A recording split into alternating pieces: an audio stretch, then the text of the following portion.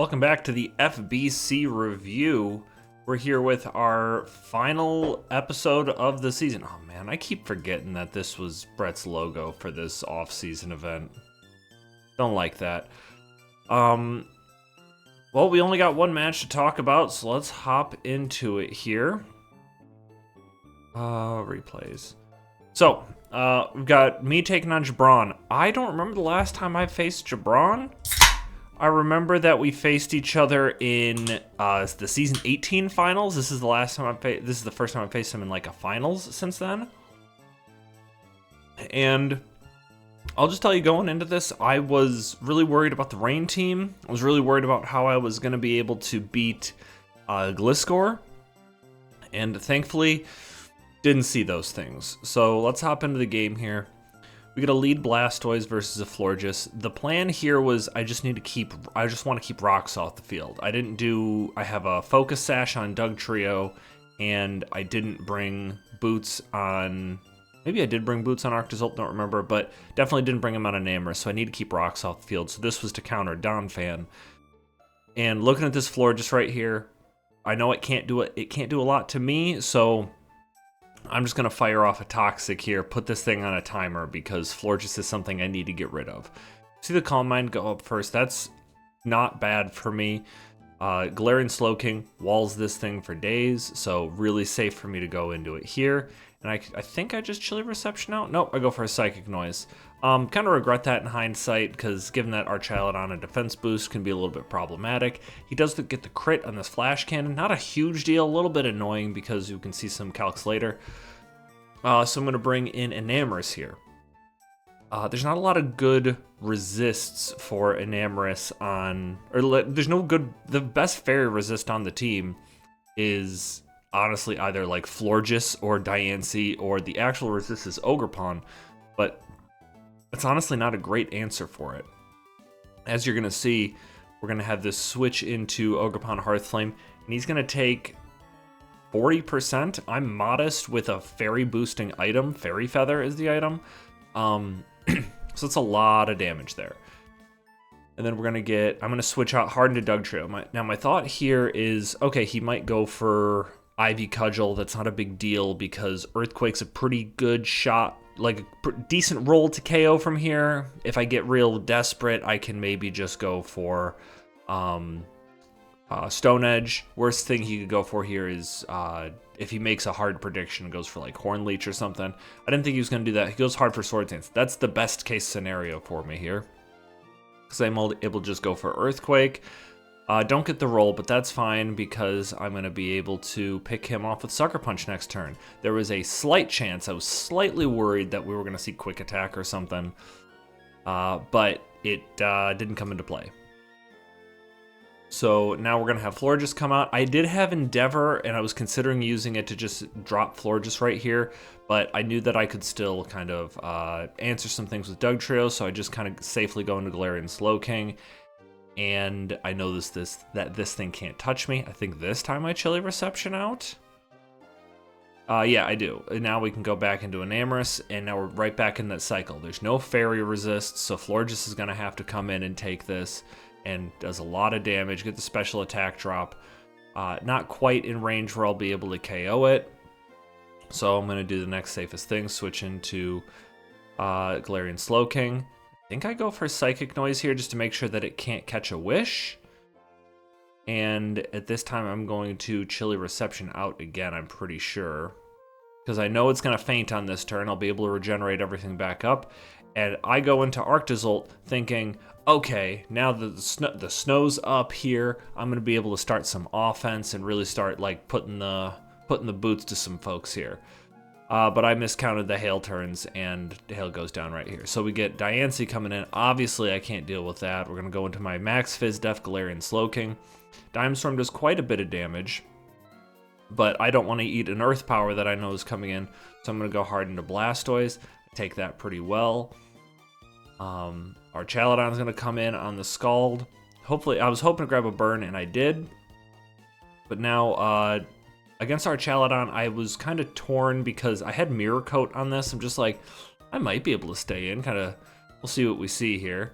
but I knew Galarian Slowking was just the safest thing, and we get this Electro Shot coming off here. That, super scary. Really wasn't ready for this, but I did know that I'd be able to take it out with Doug Trio. If I needed to, I just needed to not hit it again. So, but I needed to find something that was gonna faint here. Because something had to take a Flash Cannon. Nothing really can take it that well, except for maybe Blastoise, but I need Blastoise for other things. So I looked at my team and I said, Urshifu is the least valuable Pokemon right here. If he dies, he dies. So I'm just gonna go ahead and try to, and I managed to live the Flash Cannon, lucky me. So I'm just gonna go ahead and fire off a close combat here. I'm lucky that I didn't faint there, because I probably should have, and I do die to Life Orb. Oh, I get to play the jingle. I didn't think about that. Hang on. We're doing it live here. Oh, that's so exciting. Files, open, recent files.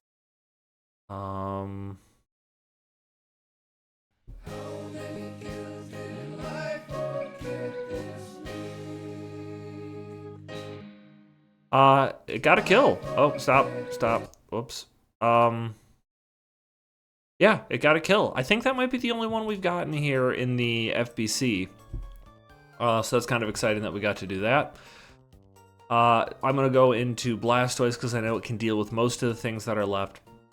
See a Flip Turn come out here. Again, I was considering going for Mirror. Yeah, I did go for Mirror Coat there. Kind of wish that had worked out. He's gonna go for Diamond Storm. Smart to go for Diamond Storm because it bypasses the Mirror Coat. I kind of expected he was gonna do that, so I go for a Scald. If he had actually done a little bit more damage, then I would have been. Oh no, I'm Rain Dish and not Torrent on this, so wouldn't have mattered. But I get the burn, which is going to allow me to live a follow-up Diamond Storm. So a little less of an issue here. He does go for the Moonblast, doesn't get the KO, but I'm going to be able to pick up the KO with Scald. And at this point, Blastoise doesn't really have a lot of value. I see the Dragon Pulse come out. I am convinced, beyond a shadow of a doubt, that he is Choice Scarfed. Because based on how much damage... Oh no, yeah, I guess I don't know at this point, but I'm like, I think this is probably Choice Scarfed. He's choiced because he has Flip Turn, he's got Dragon Pulse, so that way he doesn't have to lock himself into a move that's going to, like Draco, that's going to drop his special attack. I can definitely go into Enamorus here, and then he Flip Turns. Wasn't expecting that in the slightest. But Moonblast is going to be able to 2-hit KO Donphan, but I don't really want... Oh, okay. I thought like maybe I thought it was going to be like, oh no, I don't want to eat two, like a Ice Shard into something else. But it matters not. Walking Wake's going to come in. Not going to be able to KO me with Hydro Steam. I'm going to be able to KO back with Moonblast. One of the problems with the benefit in the matchup for me for what Jabron was dealing with is Jabron didn't have Fairy Resist. His only Fairy Resist was Ogerpon. Maybe he had another one that he didn't bring.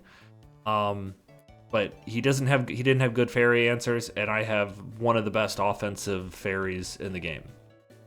So, arguably the best. So, that's that. That's the show. I guess we'll talk a little bit about the FBC as a whole and just kind of do a little post-mortem on it here. So, I'm just going to kind of go through the rules real quick and just give my opinion on some stuff. I am going to put out at some point a kind of a exit interview thing. Basically just like tell me what you thought about what things need to change. Roster shall be made up of 11 to 13 drafted Pokemon. I don't see a good reason for that to change. Teams must not exceed a point salary of 120. I would like to lower that. We raised it for this, and I think we could probably lower it back down. I would probably say 110. Personally, that's my opinion. Draft order's fine. This stuff's all fine. Coaches, yeah, we'll change that. All draftable Pokemon, yep. Same restrictions and everything. Guts and abilities, draft board, yeah, I think that looks good. Trades and transactions, obviously these won't be part of the start of the tournament. This was changed specifically for the tournament we were doing 2 week 0 ad drops. but that won't be the case. We'll go back to doing 5 ad drops probably, which some would argue is maybe too many, but there's that. Crystallization will not be allowed. We're going to keep that going forward. Likely. We'll have to kind of see what happens with the Pokemon Champions metagame, but this is my gut reaction right now with what we got. Nat Dex Draft, that's good. I don't think we need to change any of this stuff. Baton Pass Clause. Talked a little bit about this before. I think this is something I'd like to hear your guys' opinions on. If we need to change the Baton Pass rules. I think now might be the time with the way the kind of things are looking in terms of the power level. Might want to explore that. Species Clause, I think we're good. I don't see any reason to change this. Band, yeah, so these are, oh, we had Soldew banned.